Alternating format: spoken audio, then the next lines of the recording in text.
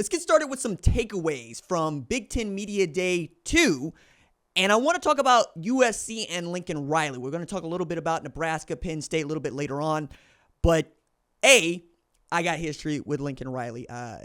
One of my favorite coaches to watch coach and one of the most polemic characters in all of college football.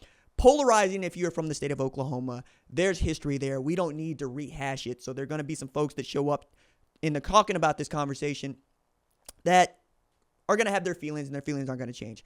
That said, USC is headed into the Big Ten, and one of the first things that Lincoln Riley had to say was that he's very excited and glad that it's finally here, that there's been a lot of talking about what USC is going to do once it gets to the Big Ten, and he had not wanted to get that far ahead. He still had a couple of years left in the Pac-12, but it's kind of fitting as Oklahoma fans believe that Lincoln Riley was going to USC because the Pac-12 was a much more easy conference to their understanding than the Big 12 conference that he was coaching in, along with Riley leaving after losing Bedlam and then taking the Heisman Trophy winner or the next year's Heisman Trophy winner with him in Caleb Williams, on top of claiming that he can't get the recruits that he would need to win at Oklahoma, but that he could get them to USC, and saying he wanted to return USC to the mecca of college football. I really wish y'all would stop using a religious landmark in football. Okay. So now he's headed into the Big Ten. 18 teams. At the time, it was 16 teams. Then they added Washington, Oregon, and it got a lot thicker. It got a lot nastier. And last year was not a great year by USC standards or Lincoln Riley standards. As a matter of fact, Lincoln Riley's just 19-8 at USC in 2 years. I don't think he lost 8 games in his first 3 years, but I might be wrong about that. I should go check that before I say it. But it feels like those first 3 years were just magical, man. 2017, 2018, 2019, Oklahoma made the college football playoff, right? Was right there in the conversation and one of the better teams in all of football before it went off the rails. Basically, with the plague year, everything changed. But at USC, he brought Caleb Williams with him in 2022. They became his third Heisman Trophy winner as a head coach. Nobody has been better at creating quarterbacks that achieve the highest level of success in the sport than Lincoln Riley. We could talk about what Kyler Murray and Baker Mayfield or even Caleb Williams will or have done in the NFL, and we can judge that against, say, what Ryan Day has produced at Ohio State.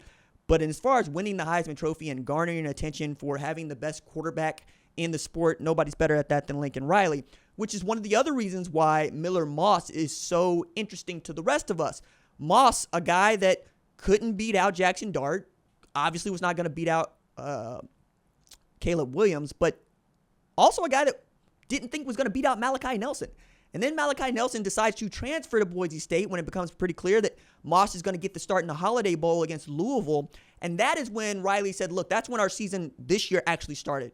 We played a lot of guys that we wouldn't have necessarily played throughout the year, who were younger, who had been growing up in the system, and we got to see the fruits of their labor in a game against a Louisville team that played for an ACC title and was able to get a win against Notre Dame on the way to that game. And Miller Moss lit up the scoreboard. I mean, he looked like a Lincoln Riley quarterback. Now, they went and got Jaden Mayava out of the transfer portal from UNLV. He threw for 3,000 yards last year in Brendan Marion's offense for the Running Rebels, and I think he's an outstanding player. But it looks like Miller Moss is going to have the controls here, and that's not really such a bad thing, because all Miller Moss has to do is get it to the playmakers like Zachariah Branch. And if you are unfamiliar with Zachariah Branch, I would encourage you to play EA Sports College Football 25, where he is a monster. The same thing is true of Will Howard, also a monster. But in real life, Zachariah Branch is not a dude you want to be kicking the football to. He is one of the 2 best return men in all the sport. They got one over at Notre Dame that we'll talk about a little bit later on, but there's a dude over there at USC, but there's always been dudes over there at USC. Like, that's who they are. That's what they do. That's what Lincoln Riley is supposed to do. And in this first year, they're going to have a hard time, man. And I say this because, yeah, the Big Ten schedule is one thing, but they don't have an FCS opponent on their schedule. They really like being the program that has never scheduled an FCS opponent. They're going to take on all comers.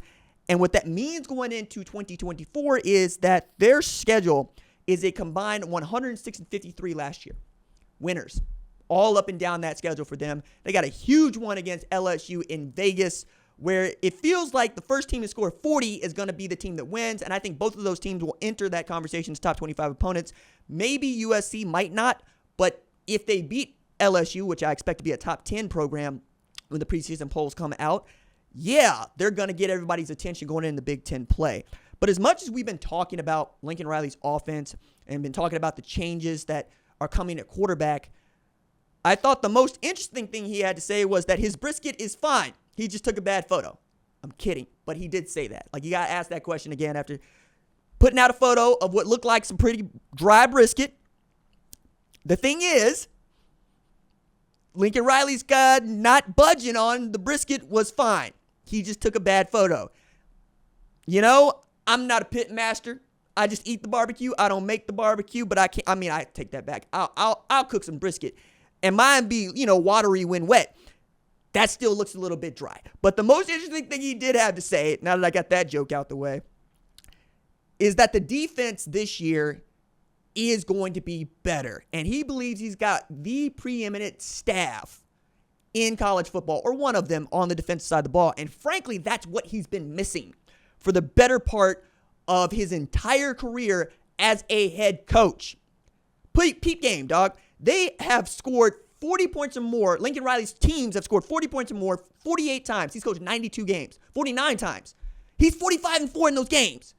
If they go score 40, they should win. But it's, it's when y'all let other people score 40 that you get into the hot water, when you get into the deep water. It's remarkable that he hasn't been able to find a defensive coordinator that can put a lid on this thing.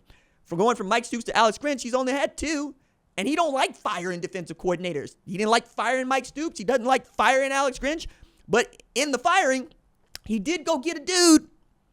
He did go get Anthony Lynn's kid, D'Anton. And D'Anton Lynn is, man, look, UCLA was hot garbage in 2022 in as far as its defense is concerned. It ranked number 87, giving up damn near 400 yards a game in 2022, 399. And all D'Anton Lynn did was engineer the biggest turnaround for a defense in Power 4 conference play all year. Okay?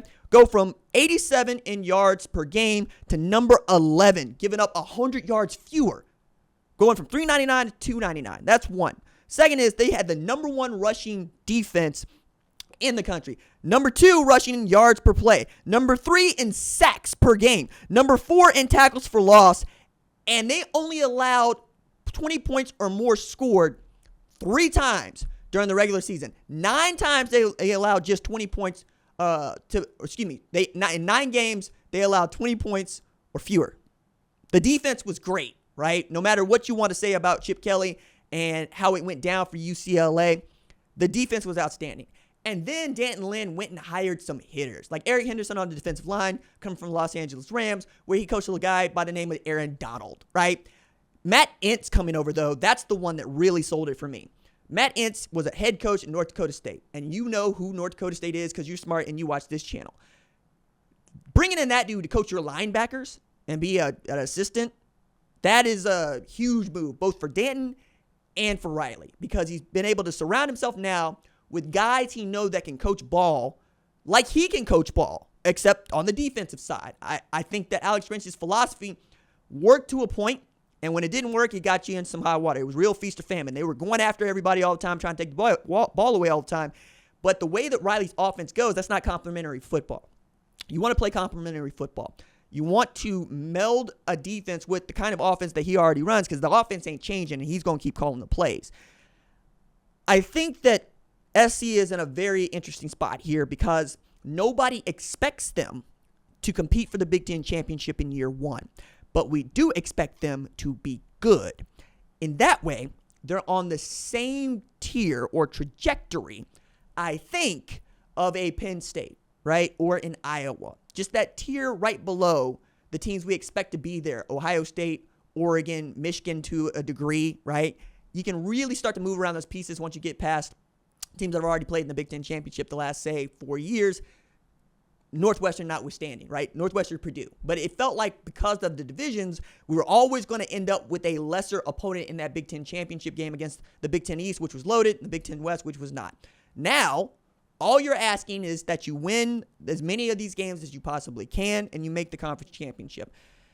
All SC's got to do is be what Lincoln Riley was at Oklahoma, and they got a shot. But being what Lincoln Riley was at Oklahoma was at Oklahoma. It was not at the private school in the University of South Central, okay? There's a difference here.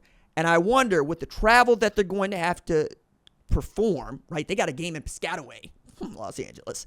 And with the breaking in of a new quarterback that is not the most talented, maybe the least talented quarterback that he's ever had start a game for him as a head coach, you're going to find out just what Lincoln Riley and SC are made of. And I think that is going to be appointment television, because that man knows from ball, and now he thinks he's got a defense. And if Lincoln Riley ever had a defense, everybody would tell you they can be unstoppable. Let's see how close to unstoppable USC can be.